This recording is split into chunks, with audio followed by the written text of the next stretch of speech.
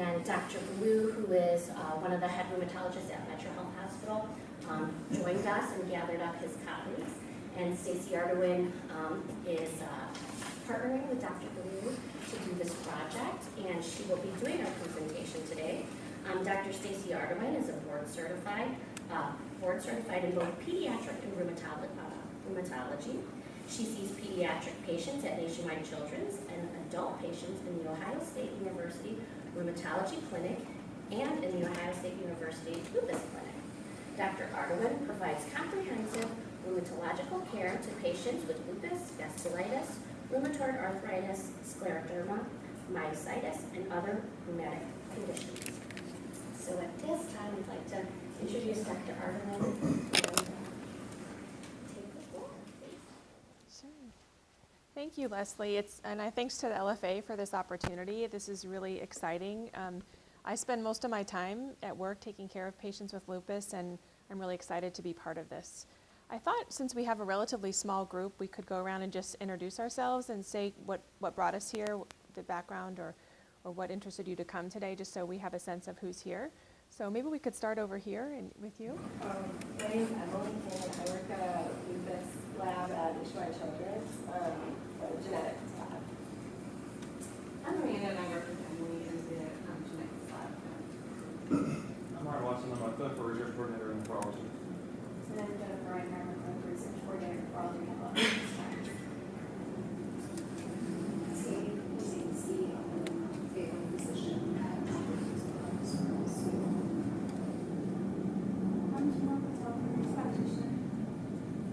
I'm Joan. I'm a long-time nurse who does not work in this area, but recently a young friend of mine has developed lupus, and it's been a long time since I had any kind of updated information.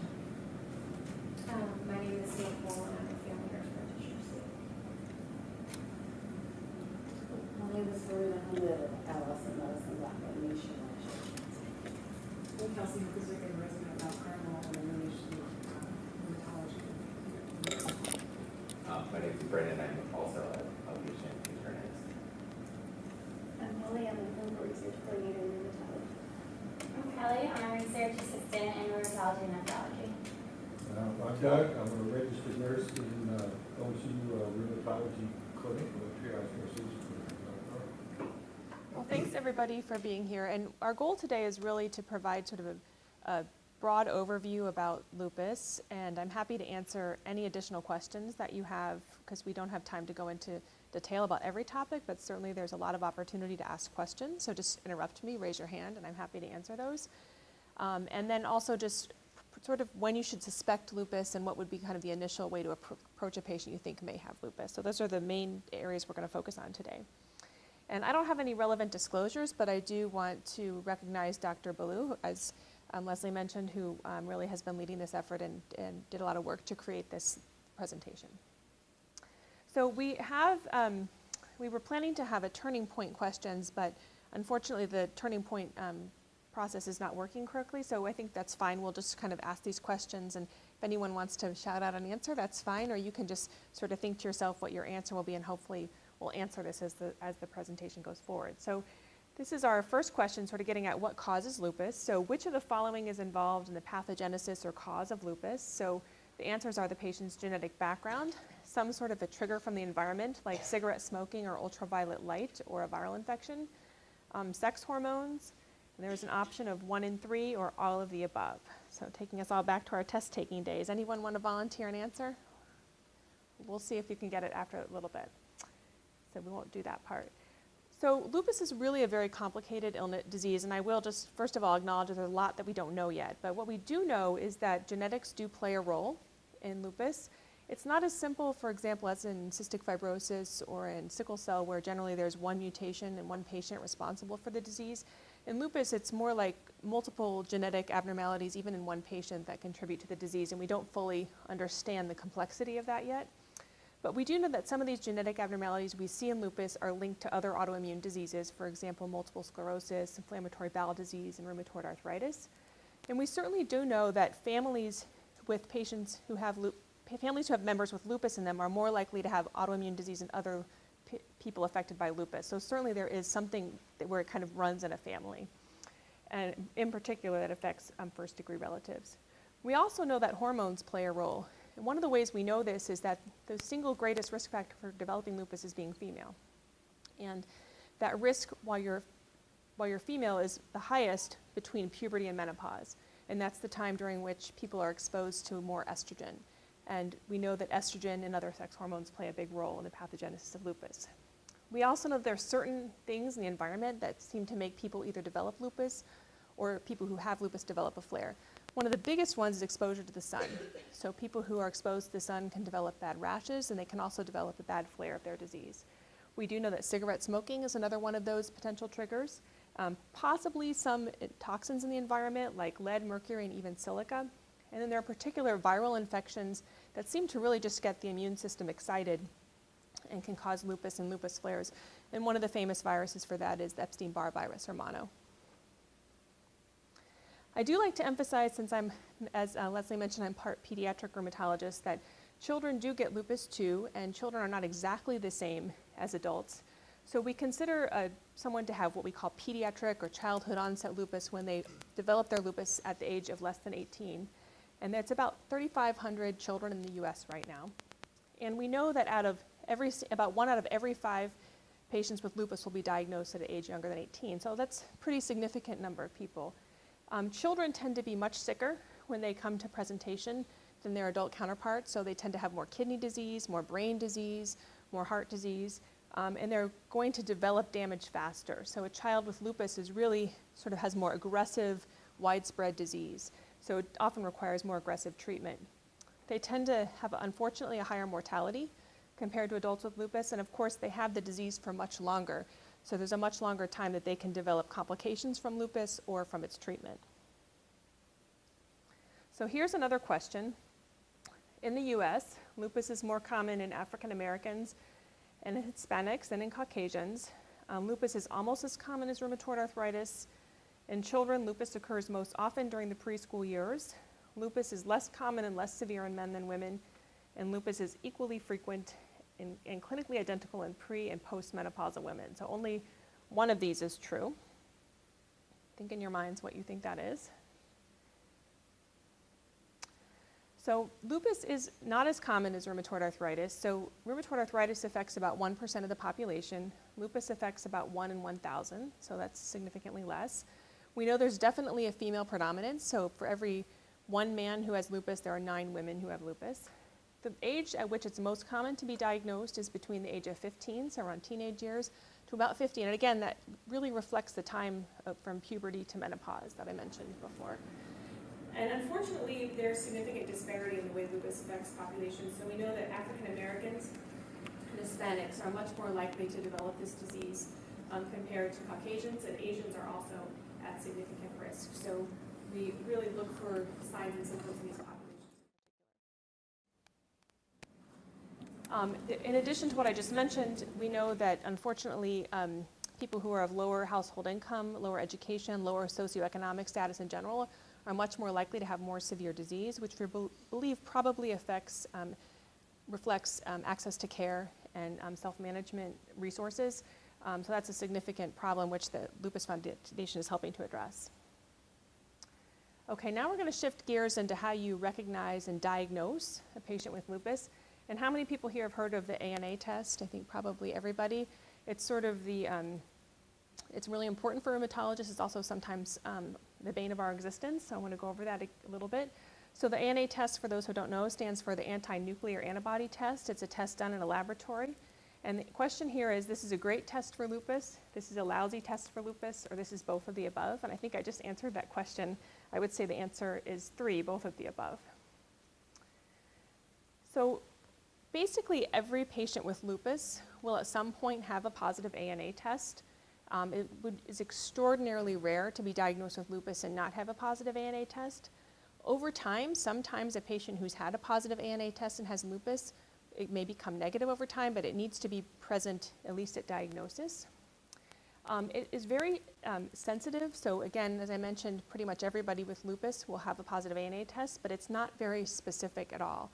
So lots of people who don't have lupus will have a positive ANA test. And it's estimated that about 20% of healthy individuals will have a positive ANA test. Now, the ANA test comes most commonly, it can be measured a few different ways, but one of the most common ways it's measured is by this technique called immunofluorescence. And when you get immunofluorescence, you get a titer like this, like 1 to 40, 1 to 80, 1 to 160, and 1 to 320. The higher up the second number goes, that's sort of the stronger the result is.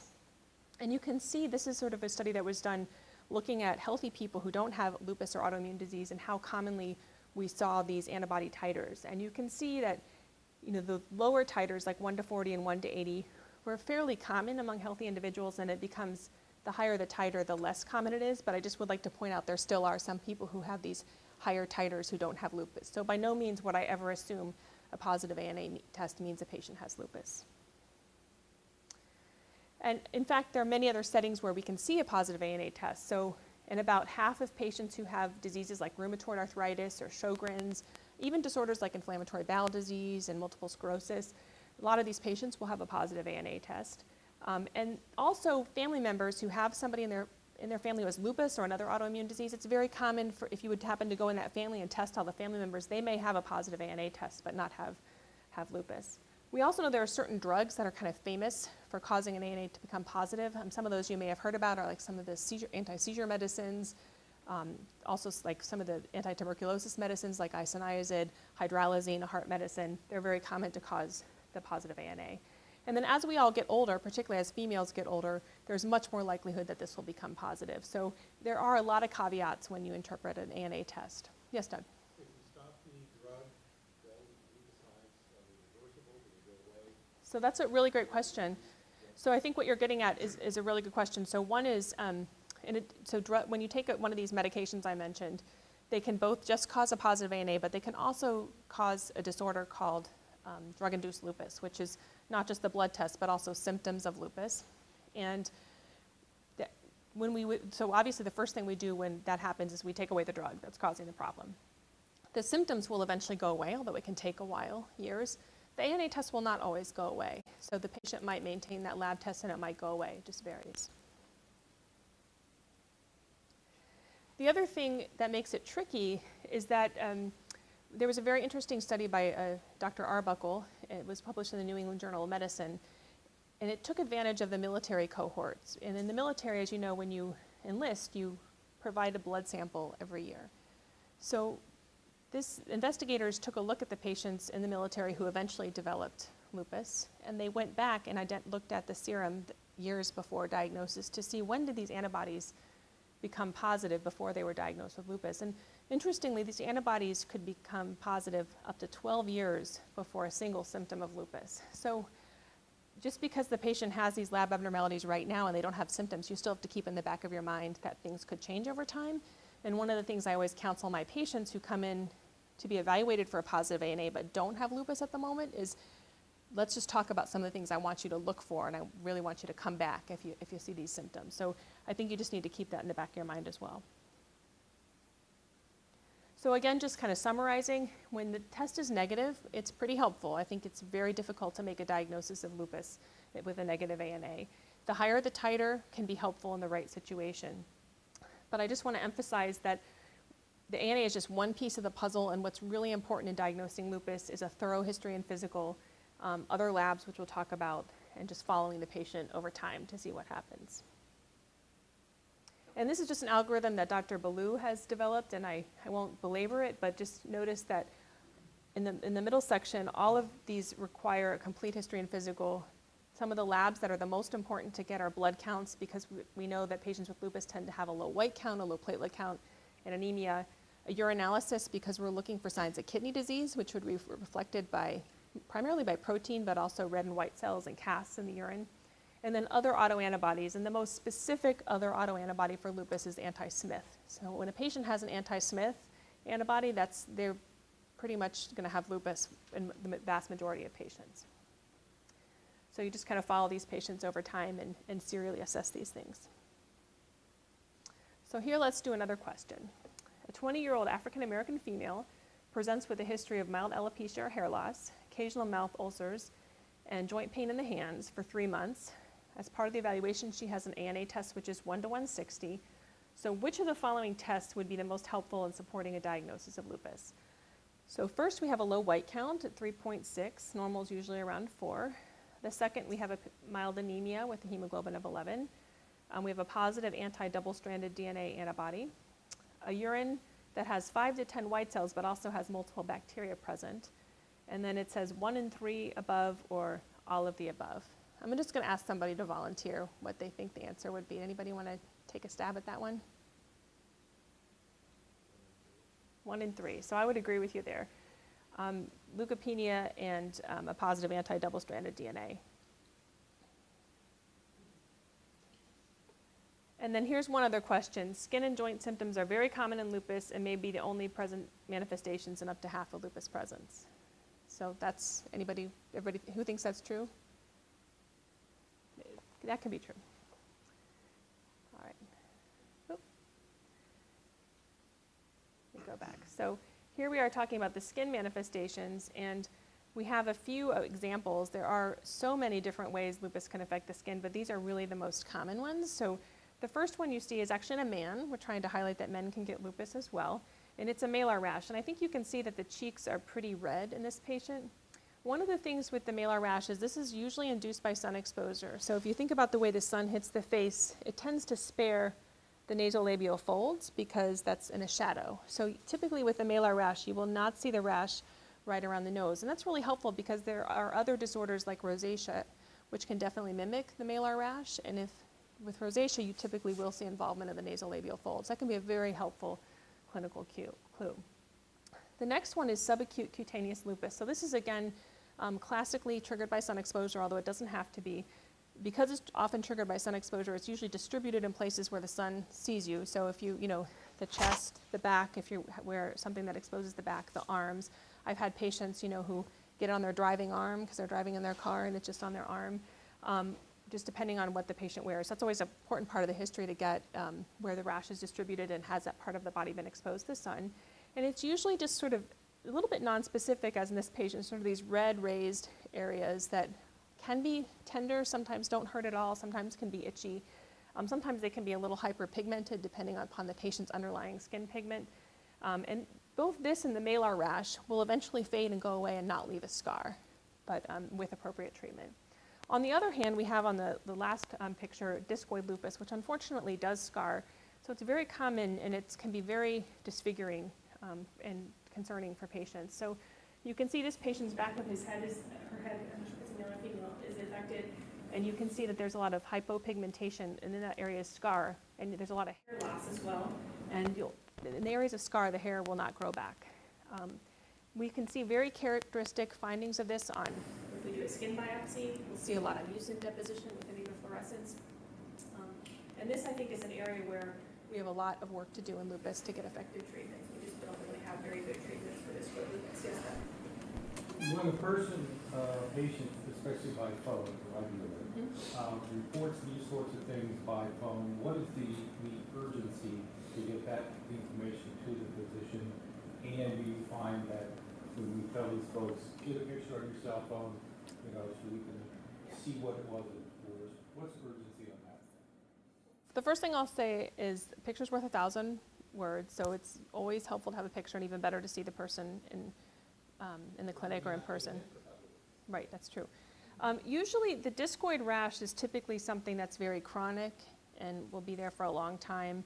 That's probably, while it's very distressing to the patient, the urgency, it's not an emergency situation in terms of the patient's health potentially deteriorating, but it's very important for the patient.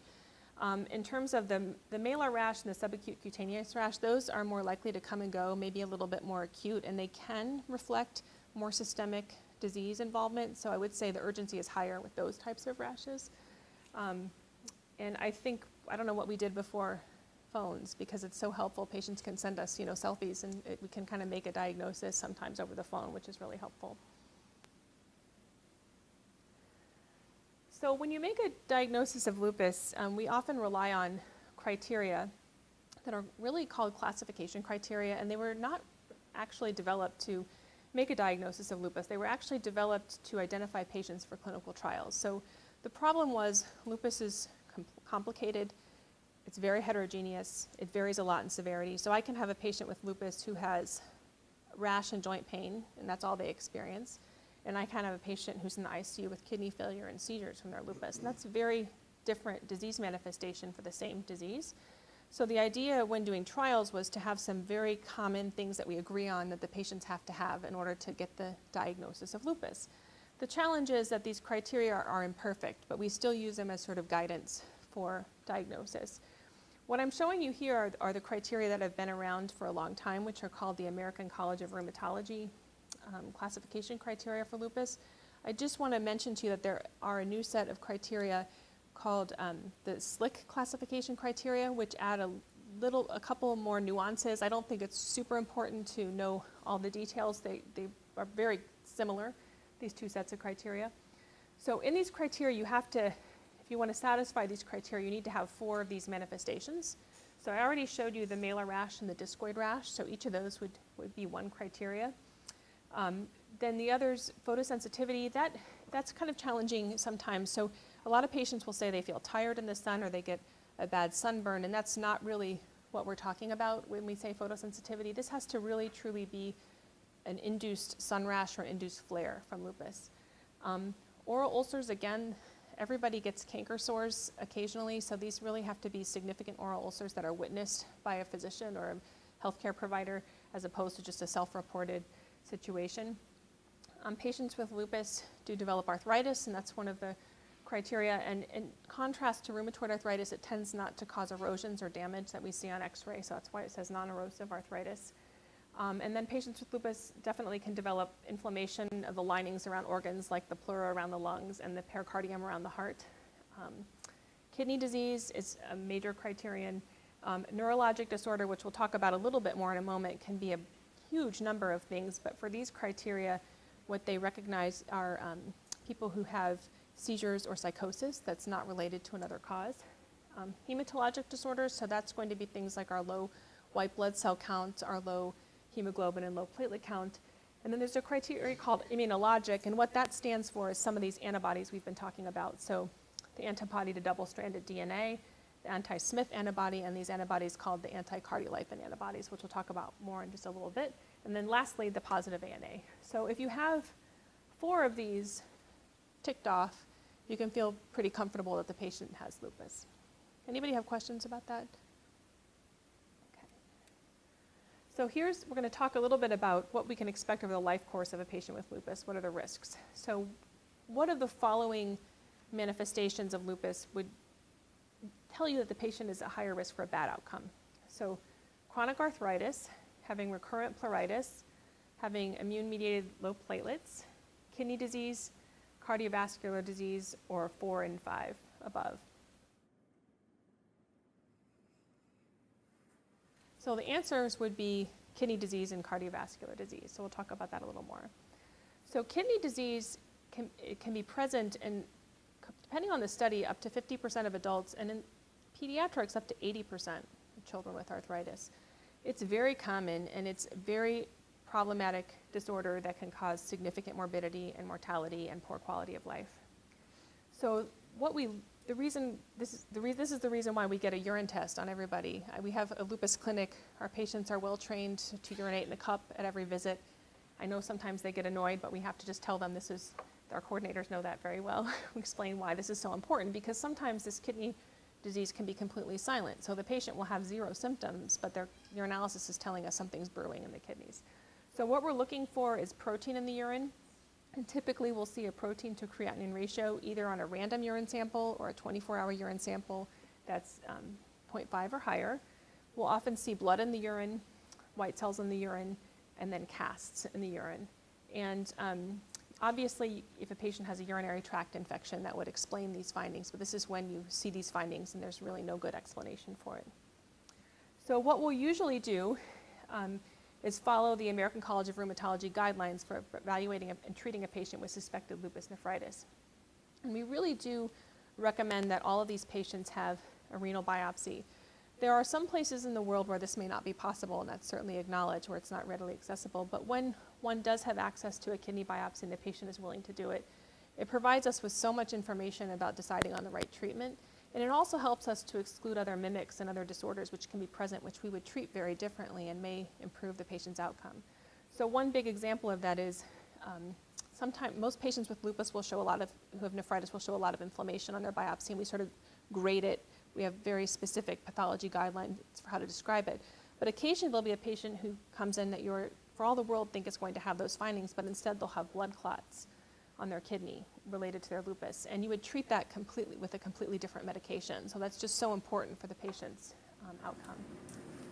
We also use hydroxychloroquine or Plaquenil for all patients with lupus nephritis and really all patients with lupus in general. This medication is generally very well tolerated.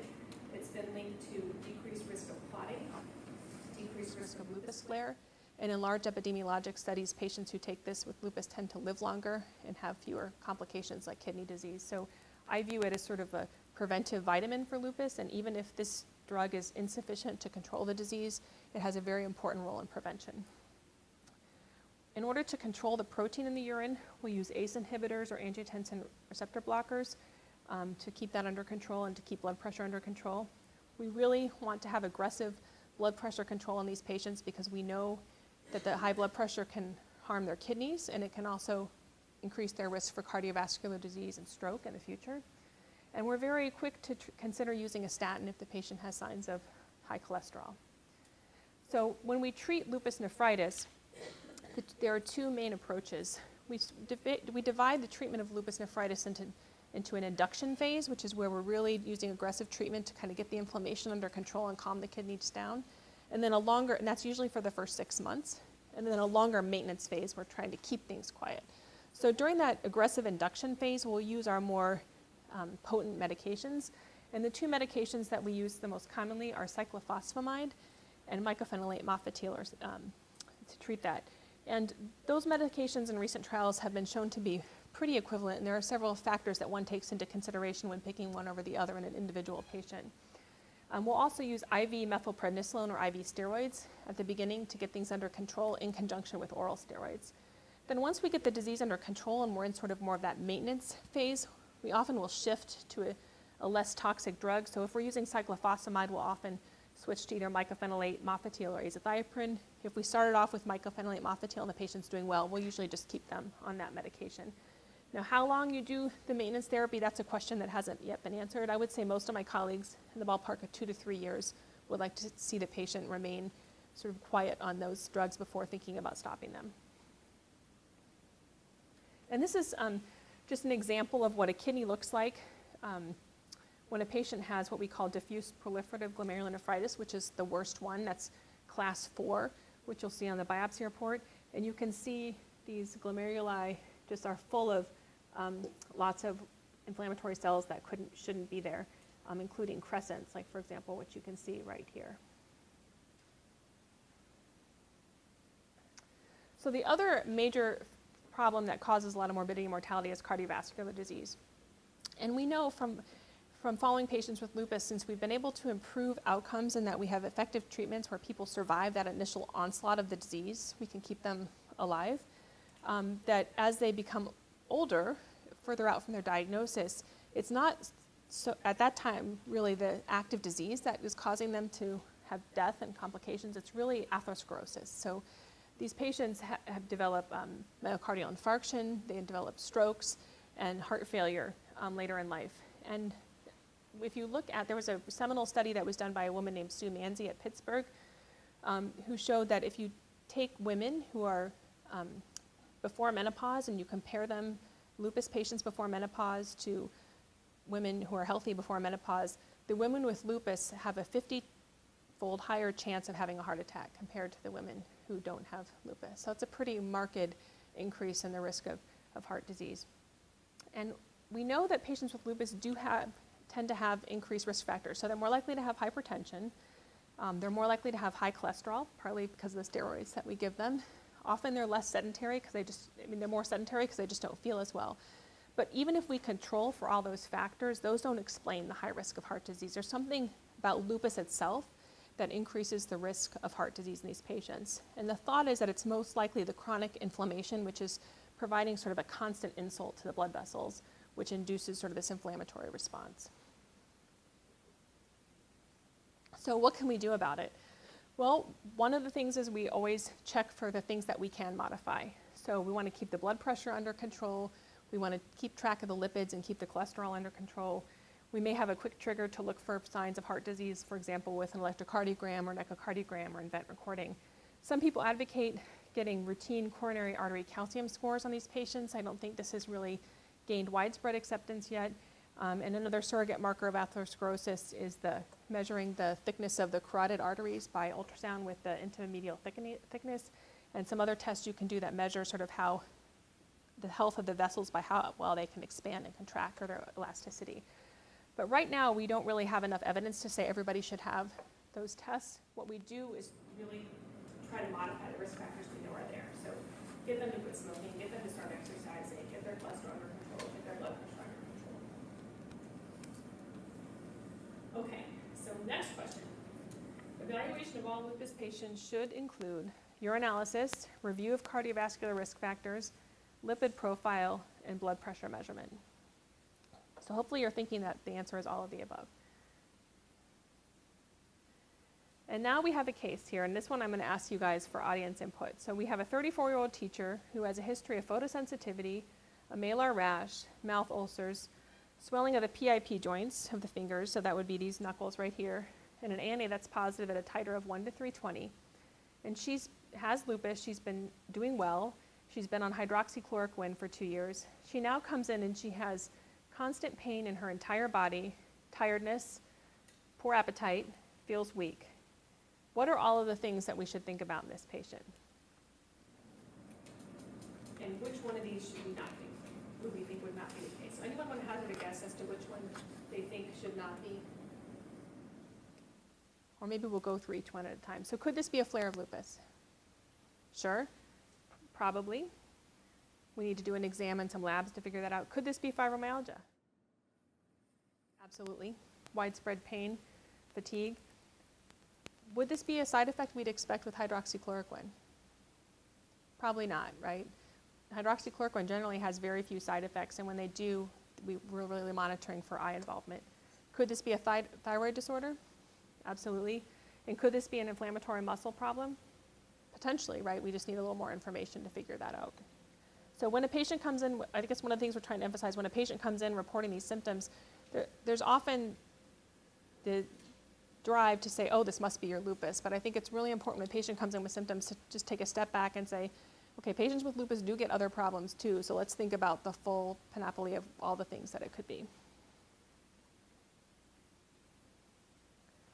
So patients with lupus, like I said, get other problems. So one of those is autoimmune diseases tend to run in packs. When you have one autoimmune disease, you might get other ones. So patients with lupus can develop Sjogren's. They can develop other complications like an inflammatory myopathy as part of their lupus.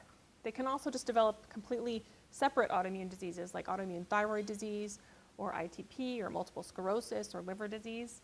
As we talked about before, they can develop cardiovascular complications. And I wanted to take a second to talk about neurologic disorders. I mentioned that those criteria we talked about really only recognize seizures and patients who were delirious or psychotic, but really there's a huge spectrum of things that can happen in lupus that affect your brain and nerves and spine. So you can get strokes, obviously. You can get inflammation of the spinal cord called transverse myelitis. You can get severe anxiety and depression. You can get cognition problems, so really poor memory. You can get injury to the nerves, for example. So you really have to think about all the different ways the nervous system can be affected. And then up to a third of patients really develop what we think of as fibromyalgia, which is not clearly related to any inflammation. So we would treat differently than active lupus. So here's another one. 28-year-old healthy transcriptionist who is taking oral birth control pills presents with a right lower leg DVT. She has a negative ANA test, so testing for antiphospholipid antibody is unnecessary. So she doesn't have lupus, but she's coming in with a young woman with a blood clot. So the question is, should this patient be evaluated for antiphospholipid antibody syndrome? And I would say yes, because antiphospholipid antibody syndrome can happen with lupus. It can also happen without lupus. So a patient doesn't have to have lupus to have this. They don't have to have a positive ANA. In fact, what you have to have are really basically these three things. You have to have a blood clot, which can either be in a vein or an artery. Or you can have recurrent miscarriages or fetal loss, and one of them has to be at least 10 weeks of gestation, just because miscarriages are very common. But when you get beyond 10 weeks, so starting into the second trimester, that raises red flags that there could be something else going on. And then there are other things that we see that tend to keep company with antiphospholipid antibody syndrome. So a lot of them will have low platelet counts. A lot of them will have heart valve lesions from little blood clots on the heart valves. And a lot of them will have levato reticularis. Anybody here seen levato reticularis? So it's really just kind of a lacy discoloration, purplish or pinkish of the skin. Literally looks like lace on the body. Can come and go, but in some people it's more fixed. And the more pronounced or fixed that is, the more you worry about antiphospholipid antibody syndrome. And how do we evaluate for that? So we check a variety of tests to see if antiphospholipid antibodies are present. So one of them is the lupus anticoagulant test, and each laboratory has a slightly different take on exactly how to measure this, but typically you're looking for a prolonged PTT or a dilute Russell-Blenheim Viper time. We'll also check the anti-cardiolipin antibodies, and it's really the IgG and IgM that we're most concerned about. Some labs will check the IgA, and that has unclear clinical significance. Some patients with the antiphospholipid antibodies will have a positive RPR or a false positive test for syphilis, which can be very distressing to them when they get that result. It just has to do with that the reagent for that test cross-reacts with these antibodies. And then the other antiphospholipid antibody we test for is the anti-beta-2 glycoprotein, and that's in particular the IgG version of that test. So usually when we have a patient we're working up for that, we will check all of these tests. On the first one, is it actually ordered as a lupus coag, or? So it depends on the laboratory you're in, but for example, at Ohio State, you order a lupus anticoagulant, and then at some labs, they'll do the PTT, and if the PTT is normal, they'll abort and say there's no indication to do the rest of the test because the PTT is prolonged. But each laboratory has a slightly different way that they manage the test. So one of the other important topics for patients with lupus is pregnancy, and it used to be that people would just tell patients with lupus not to get pregnant. And that is absolutely not the case anymore. In my career of taking care of patients with lupus, there's been one patient who I advised not to get pregnant, just given the severity of her illness, and many, many hundreds more who I've said it would be fine. The key thing for lupus pregnancy is that you want to get pregnant at a time when your lupus is inactive or really well controlled. And that needs to be controlled for at least 6 months. We know that people who get pregnant when their disease is active are the ones that are much more likely to have a negative outcome. So that is the most important thing. So I always tell my patients, you can get pregnant, but this can't be a spontaneous event. We need to talk about it and plan for it. When a patient is considering pregnancy, there are some laboratory studies we always want to check for. So one is those antiphospholipid antibodies that we just talked about. And the reason for that is if they're present, or if there's a history of any sort of history of clotting, we'll often think about treating the mother with either aspirin or other forms of anticoagulant to prevent complications. The other thing we check for are the Sjogren's antibodies, so the anti-SSA and SSB, also known as anti-Ro and LA antibodies. The reason for that is out of women who have those antibodies, about 1% of them their babies will develop a syndrome called neonatal lupus. So it's a really interesting autoimmune situation where the mother's antibodies cross through the placenta into the baby's circulation. And these antibodies cause different problems. So one is the babies can be born and develop a rash, which looks a little bit like the subacute cutaneous lupus rash that we talked about before. They can develop low blood counts. But the most feared complication is that they can develop involvement of the heart. And what happens is those antibodies tend to cross-react with the conduction system of the heart, and it causes heart block in the babies. Some of them will even develop a cardiomyopathy, and these babies may require pacemakers or even fetal transplant, or it can cause death. So even though it's a low number of women with the antibodies who will have this complication, we test everybody so that we can do very careful monitoring during pregnancy. And what is done is either a fetal electrocardiogram or a fetal echocardiogram at set points during pregnancy to monitor for these complications. There are some places that will even do in utero pacemakers if they see that happening. We definitely want to continue hydroxychloroquine during pregnancy. It's safe during pregnancy and breastfeeding, and we know that pregnancy outcomes are better. So a lot of patients will come to say to me, I got pregnant, my doctor told me to stop hydroxychloroquine. Absolutely not. They should definitely stay on it. And there are medicines that we can use during lupus pregnancy if we need to. 2 of them are prednisone and azathioprine. Those have been used safely in both lupus and in the transplant world for many, many years. I would say that everybody with lupus deserves a referral to a high-risk obstetrician, just because this would be considered a high-risk pregnancy, and you want to make sure that they have the appropriate monitoring during their pregnancy. Most of them will do fine, but you really want to be prepared for when there are complications. These are the complications that we can see. Increased risk of miscarriage, premature birth or decreased fetal growth, largely because of placental insufficiency from inflammation or clotting in the placenta, maternal flares, and also preeclampsia. So women with lupus are at significantly increased risk to develop preeclampsia. So hopefully you can answer this now. Absolutely, we should continue hydroxychloroquine during pregnancy. So beyond pregnancy, what do we do to treat the patient with lupus? Well, some of the things are just simple, although they're simple, we don't do them all the time. We need to do a better job. So one of these things is sunscreen. Patients with lupus are photosensitive. We've already discussed that they can develop these rashes from sun exposure, but it's not just the rash, which is problematic enough. When the skin is damaged, it releases nucleic acids into the bloodstream.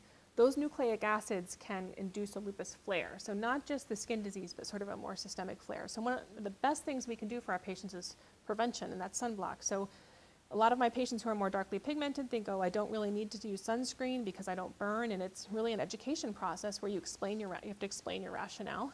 And I always say, oh, it's winter, I don't need to use it. We need to explain this needs to be an everyday application, regardless of the weather, regardless of the time of year. And I always tell them the benefit will be they'll have the most beautiful skin ever when they're older. We will often use topical steroids for the rash.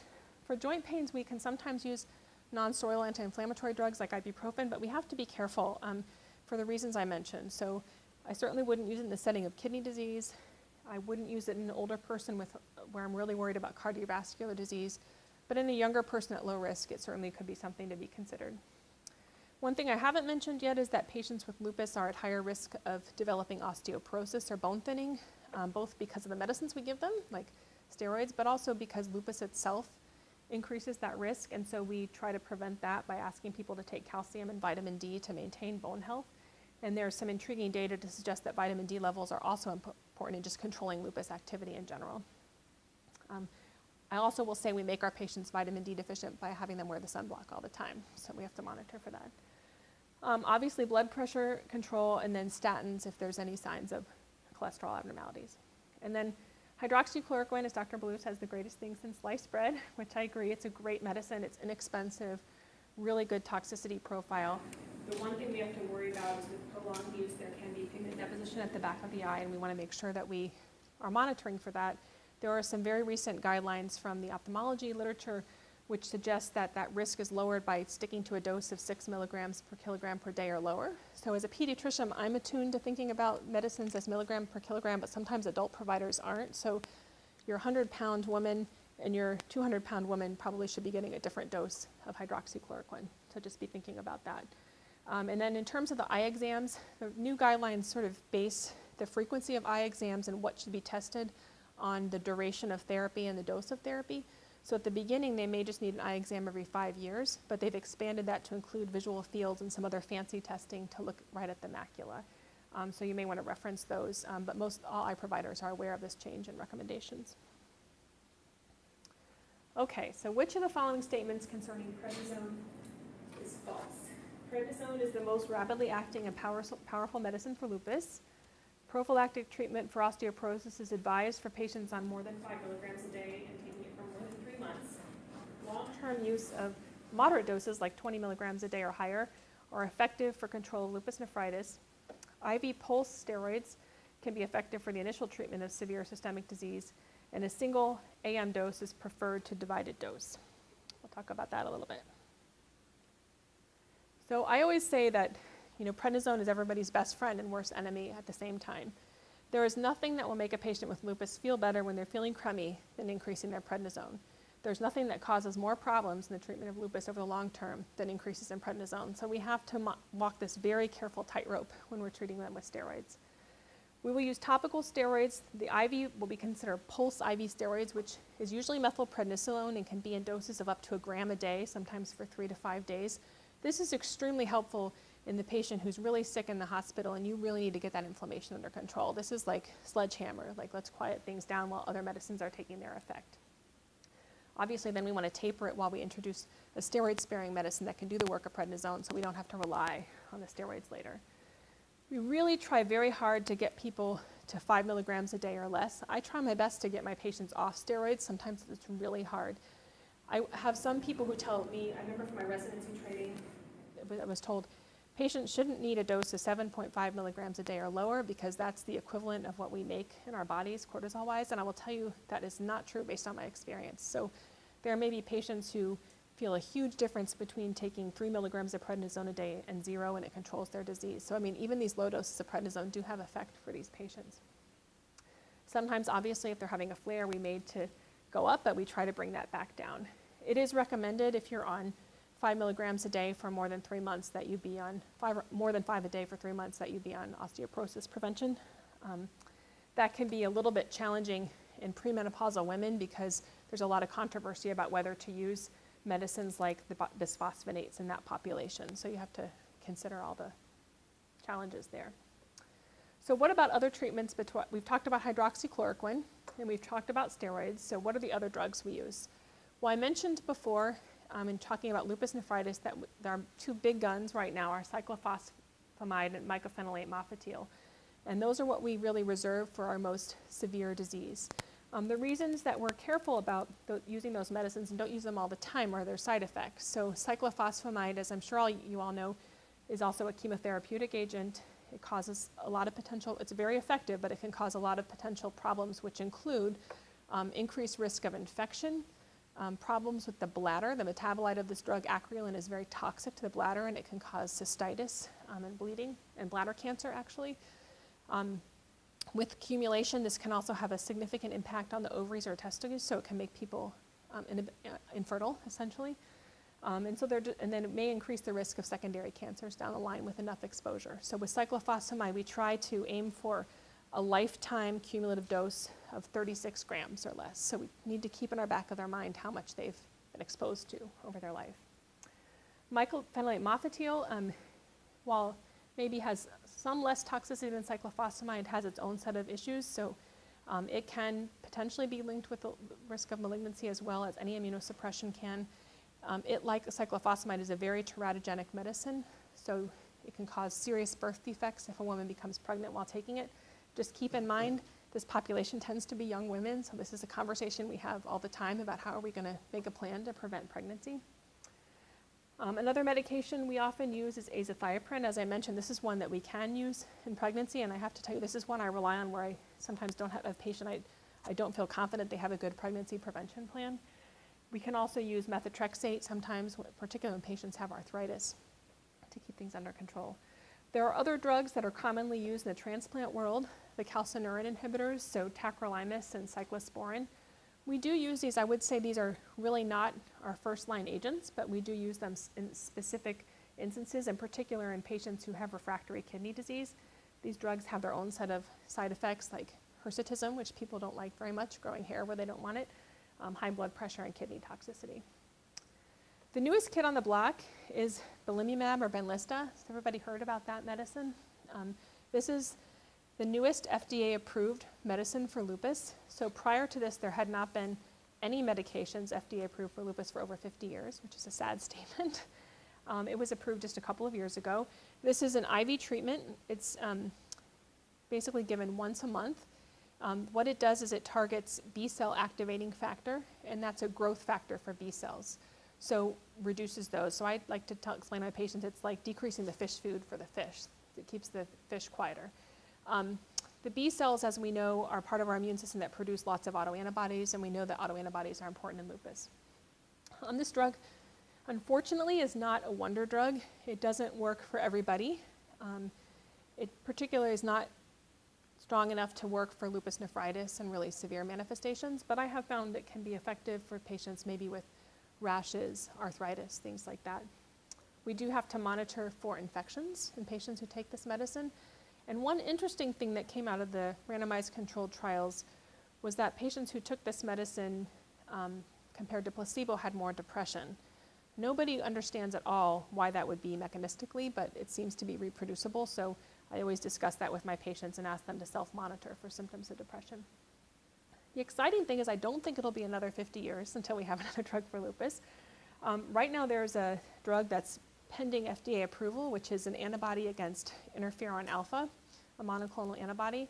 We did a study on this drug at Ohio State, as Holly knows, and it targets interferon alpha, which we know is a cytokine that's really causes a lot of inflammation and is very high in people with lupus, and it looks to be pretty effective in the clinical trials. So I'm personally really excited to have this other option.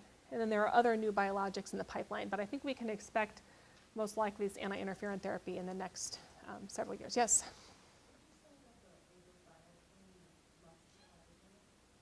Yeah, we can use that one during pregnancy. So that's, it's nice to have an option like that. Any questions about those treatments? That's a good question. And there are other drugs we'll use on a case-by-case basis as well. These are the main ones we use. Okay, so I've really gone through most of what we had, and I wanted to make sure you guys are all aware of the resources that the Lupus Foundation has to offer, like this one, but there also are some really great online resources available to patients, one of which I've recently been taking advantage of, is that patients can call a Lupus Foundation health educator to get more information about their specific situation, which is really helpful. The website has tons of information and really like patient-oriented, which is great. We have a very active support group here, and there are many active support groups throughout the community. And of course the walk, which is tomorrow, and I would encourage anybody to come who hasn't already signed up, which will be fun. One of the things I really like about this walk is it used to be this walk would be like at about 10 to 12 outside, which is, all the things we've talked about sun is maybe not the best for in the summer for a patient with lupus, but this one is the first one that's going to be indoor at Polaris, which I think is really awesome. It really takes into account what the patient's concerns are, so that's really good. Okay, so we're going to do one more question. A 62-year-old male smoker with lupus nephritis on hydroxychloroquine and mycophenolate, good doses of both of those, comes in with a cough, fever, and shortness of breath. His chest x-ray shows left mid and lower lung field infiltrates. What could be the diagnosis? So we could potentially have a community-acquired bacterial pneumonia, a lupus flare-up, an opportunistic infection, and I would encourage you to think about all of those things because it really could be any of the above. Here's this guy's chest x-ray. Because patients with lupus can get lupus involvement of the lungs for sure, and we really will look for that, but what we really worry about more is making sure we don't miss infections. If we treat an infection with steroids, that's probably not a good idea, and we're going to make the patient sicker, and we are making our patients at higher risk for infections with the treatments we give, and even without treatment, a patient with lupus has an inherently abnormal immune system, and so we know that they're at risk for infection. So we need to be very vigilant and check out for that first. So this patient could have any of those things, but the first thing we're going to do is assume it's an infection until we improve otherwise. Okay, so here are our take-home points. So lupus is a disease that predominantly affects young and middle-aged women, although not exclusively, in whom the morbidity and mortality are strongly associated with racial and ethnic minorities' health disparities. The diagnostic value of the ANA test is twofold. One, when it's negative, it's really helpful. It excludes the diagnosis mostly. If positive, it requires a further workup to really make sure the patient has lupus. About half of patients can have a chronic but relatively benign course, meaning they don't have kidney disease or any other really scary developments that can be primarily skin and joint and constitutional symptoms. But we always need to be monitoring for the things we worry about the most, like the renal and cardiovascular involvement. That any young woman who has a clot and or a miscarriage after 10 weeks should be evaluated for both lupus and the antiphospholipid antibody syndrome. And just to keep in mind that these patients can be successfully managed through pregnancy. That when we treat patients with lupus, we really want to try, unless they don't tolerate it, hydroxychloroquine for everybody, good blood pressure control for everybody, try to keep steroids low, and patient education for all the things that we talked about. All right. Well, thank you very much for your attention. I'd love to answer any questions that anybody might have. Any questions? Anybody have a challenging patient? Yes. So twice this week, so that'd be a little. Had a kid with positive phospholipid antibodies, hematology repeated, she also likes and she's on OCP, so just like to have a full-on conversation about that. And then another young lady with abnormal bleeding who has antiphospholipid antibodies in the absence of lupus, Okay. who was having a challenging time picking the right medicine to stop her bleeding, and she finally had to talk to one of the marina IUD, which we recommend more commonly now because the drug interaction is almost nil. So you bring up a really important topic, which I would just like to elaborate on a little bit, which is in these young women who may need contraceptive therapy either to prevent pregnancy or for other reasons like abnormal uterine bleeding. How do we navigate that in this patient population?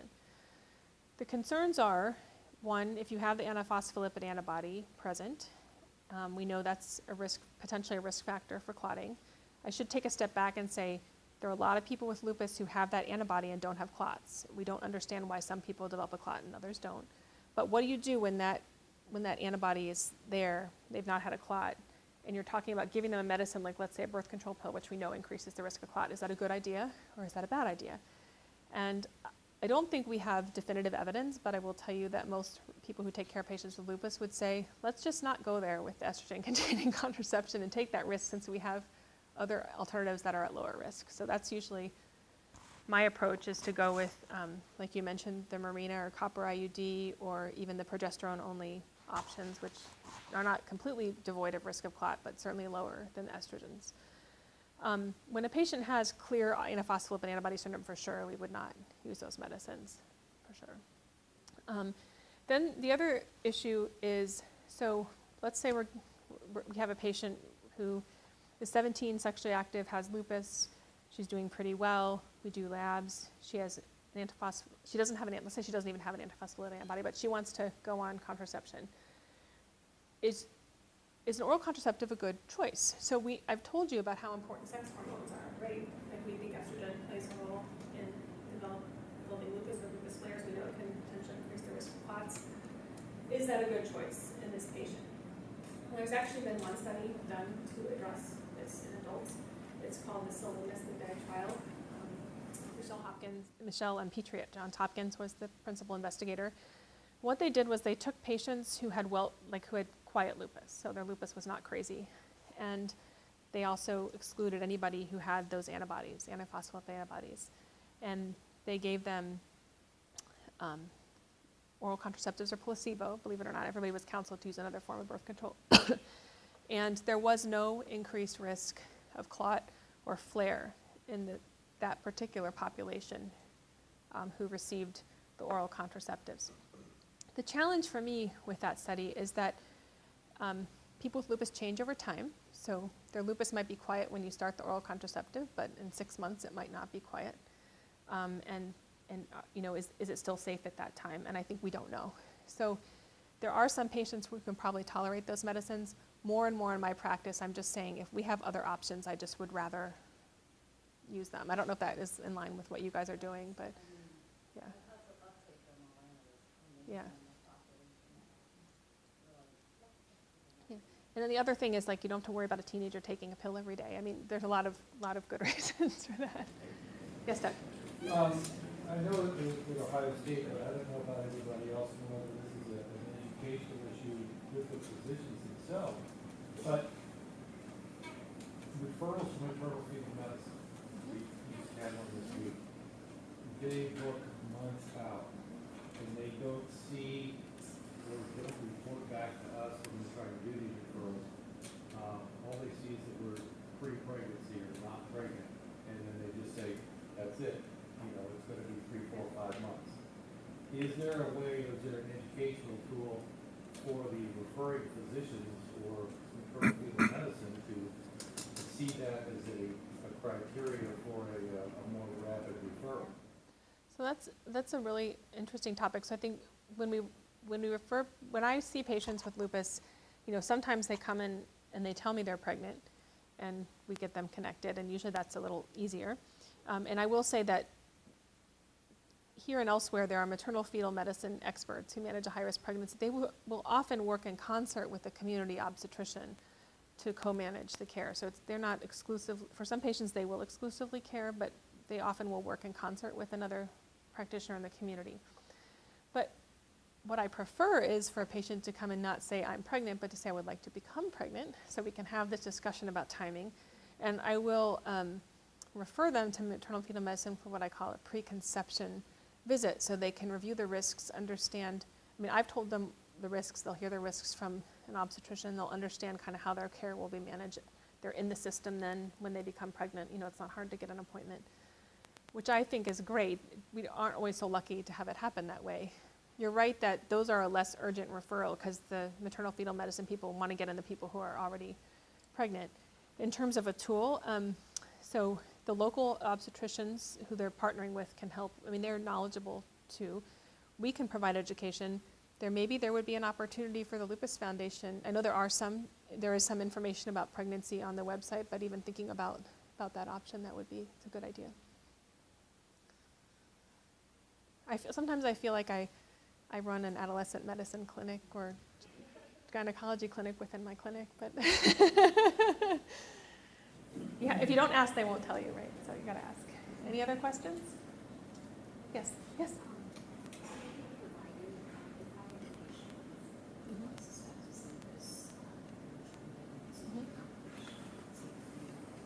Mm-hmm.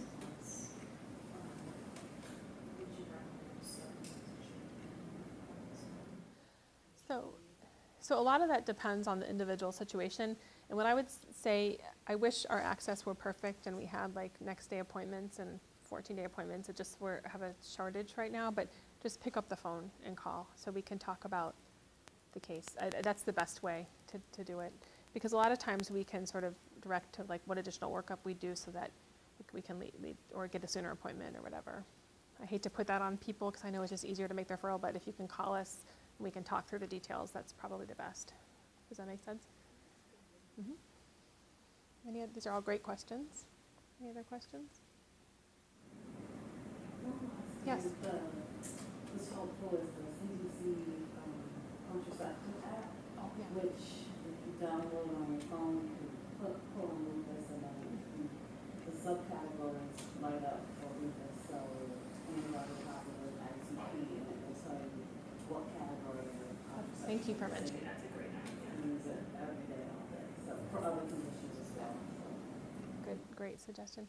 One other thing I'll just mention is clinical trials, and so a few research coordinators here. So because this is a disease where we have so much work to do to get people better, I think clinical trials are so important.